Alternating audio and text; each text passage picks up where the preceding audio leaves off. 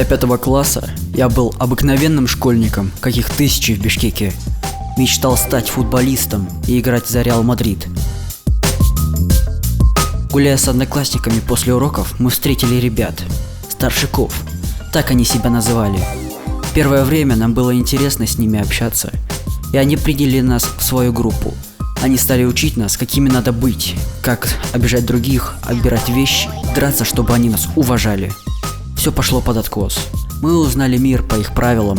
В классе появились атаманы и лохи. Учеба скатилась вниз. Появились двойки, прогулы. Иногда я вообще не ходил в школу. Начал курить. Я забыл о Реал Мадриде и не помню, когда в последний раз играл в футбол. Тренер много раз безрезультатно приходил за мной, а я мечтал уже о другом, о легких деньгах и уважении старшаков. Глубоко внутри я понимал, что все это неправильно, но жизнь изменилась и покатилась вниз. Я стал первым атаманом в классе и начал собирать дань в школе. А потом я напал на своего ровесника и отобрал у него телефон. Впервые меня задержала милиция. Мне было страшно. Я понял, что обратной дороги нет. Мне так захотелось вернуться назад в тот день, когда появились старшики, и сказать им «нет», и рассказать про них директору школы, тренеру и родителям. Меня осудили.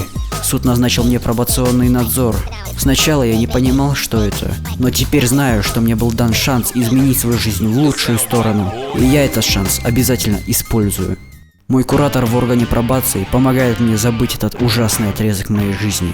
Разговор с психологом помогли мне расставить приоритеты.